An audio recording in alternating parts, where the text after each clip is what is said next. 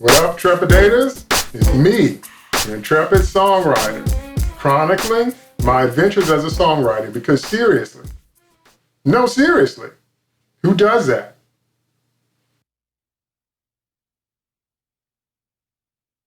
Today's topic is about the three voices, aka songwriting mentality. Now you may ask, why would I want to talk about that? Why would I want to talk about how we think as songwriters? Here's why. I'm glad you asked. Because how you think affects every note you write. How you think affects every lyric that you create. How you think affects every career decision that you make. So it's definitely something we need to talk about, definitely something that I needed to address. There are three distinct voices that are always calling to you, always influencing you, always working around you that you're navigating in, and you may not even know it. Three distinct voices that you're going to have to deal with for the entirety of their career. You want to know what they are? Of course you do. That's why you stop by to get some extra knowledge. The first voice is the voice of artistry. The second voice is the voice of industry. And the third voice is the voice of ministry. Let's talk about it. So what is the voice of artistry? Well, the voice of artistry is the little voice that tells you to be different, be creative, think outside of the box. Wherever the box is, get outside of it. Write in keys that nobody writes in. Write in different time signatures. Come up with sounds nobody's ever heard before. Come up with lyrics that are really shaky, really janky, really challenge people, really make people think, really make them afraid, really make them feel. The voice of artistry always tells you to be yourself, be outrageous, be unchained, don't be limited, don't let anybody tell you what to do. So what is the voice of industry? Well, the voice of industry is pretty much the simplest voice of the three. Because the voice of industry says, if you don't have any hits, we don't want to talk to you. Ba-bam! So finally, what is the voice of ministry? Well, coming out of the Greek, the word minister means to serve. And your music will serve mankind one way or the other. Your music will have some kind of influence. Your music will have an impact. But eventually, your music will pass into the public domain. It will be freely available to all. Okay? It's going to be affecting people. It's going to be affecting their thoughts, their decisions, their emotions. They're going to be singing some stuff in school, some things at graduations. They're going to use some of your music for practice music, like Chopin wrote etudes. I mean, there's just so many different applications, so many different ways your music is going to live on. Your music is going to outlive you, and it's going to affect people in generations that you may never know. I mean, just think about it. Brahms, Rachmaninoff, Chopin, they've been dead for centuries, and we still play their music all the time. So, what are some of the pros and cons of each voice? Well, let's start with the pros of the voice of artistry. When you're listening to the voice of artistry, man, it tells you to spread your wings. It tells you to be comfortable or uncomfortable. It tells you to affect people any kind of way you want to. Say what you have to say. Don't hold back. Don't reserve anything. Use whatever kind of language you think is appropriate, because the voice of artistry knows no bounds. It knows no limits. You can fly free when you're writing with the voice of artistry. But one of the cons of the voice of artistry is that it tends to resist discipline. It tends to resist boundaries at any point. And being free and having no boundaries is great when you're in the creative phase. But when you move to the shaping phase, and when you move to the marketing phase, and when you move to other phases of your songs, you're going to need some discipline. You're going to need some boundaries. And sometimes you find yourself fighting. The reason that you're fighting is because the voice of artistry is telling you that it's fine just like it is. But sometimes, well, actually most of the time, our stuff needs polishing. Our stuff needs shaping. Our stuff needs refining before we're ready to release it. So what are some of the pros and cons of the voice of industry?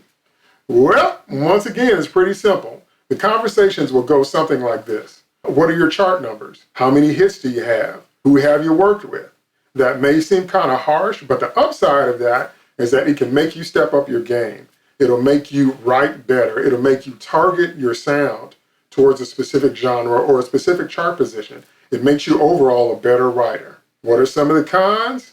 Some of the cons are you have to experience the madness that is the music industry. What do I mean by that? I mean, you'll have these conversations. We want a sound that sounds just like insert famous artist or popular sound here. So you say, okay, then you create a song that sounds like famous artist, popular sound.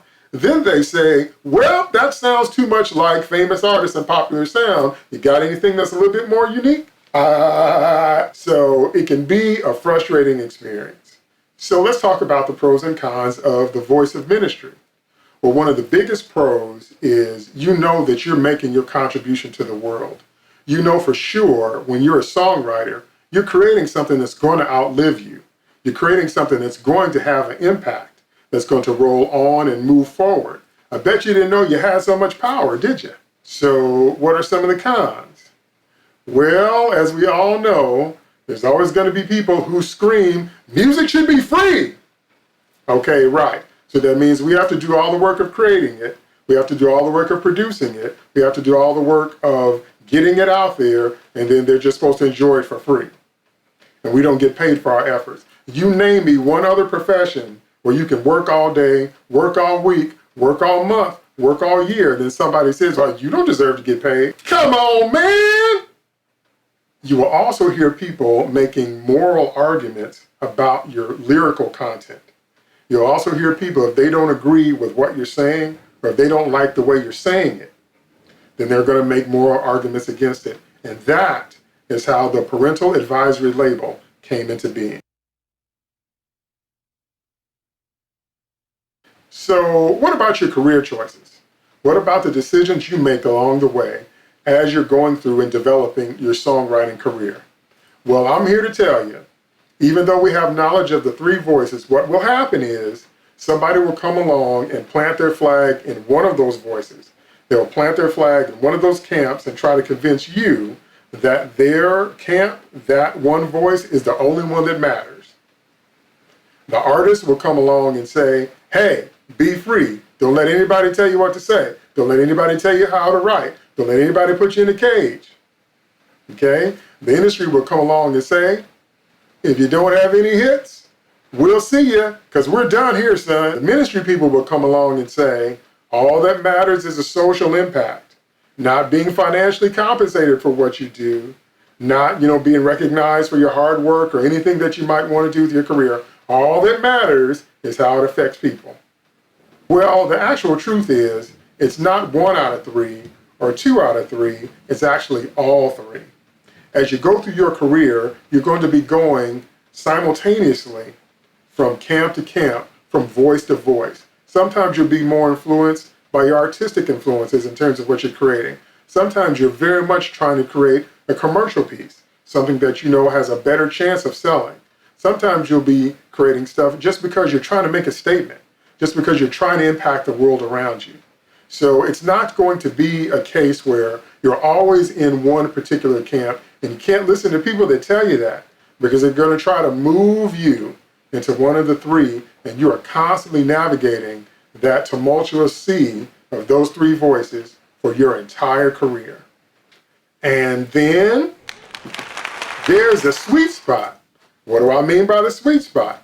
I mean, you create something that is artistically unique, something that is highly commercially viable, and you create something that is fun, that people love, that people want to sing year after year, generation after generation. That is an incredible feat, but it does happen. That's how you get an Andrew Lloyd Webber. That's how you get a Paul McCartney. That's how you get a Bono. And by the way, those 3 men are the top richest musicians of all time, because they were able to create works that were artistically unique, commercially viable, and people never get tired of listening to them and singing them. That's how you know you've really hit a winner.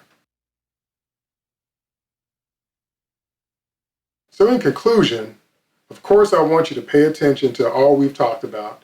Of course you have to pay attention to each of the 3 voices, the voice of artistry, the voice of industry, in the voice of ministry. But the most important thing to remember is stay in the game. Many times the prize goes to the person that keeps showing up every day. Sometimes it takes time for you to find your voice. Sometimes it takes time for your music to catch on. Sometimes it takes time for you to find your audience. That's why you've got to keep going. The three voices are not static, okay? They are ever changing, ever morphing. Just think about it. Think about how people listened to music before 1999 and think about how people listen to it now. Think about what music sounded like before 1999 and think about what it sounds like now. Think about all the technology that we have available to experience music with, and think about what we didn't have 10 or 20 years ago.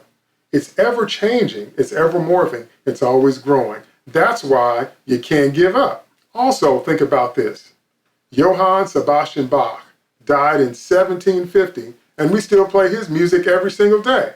And think about how Beethoven's famous Ode to Joy Symphony and the poem that was set to it, Joyful, Joyful, We Adore Thee, that was the final movement of Beethoven's final symphony, Symphony Number 9. That's the last thing he ever did.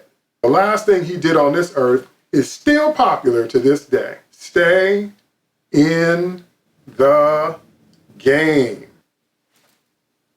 You never know when your music is going to catch fire. You never know who's going to be challenged or inspired by your songs. And that's why I live by my own motto, the thing I tell you every week. Never stop writing.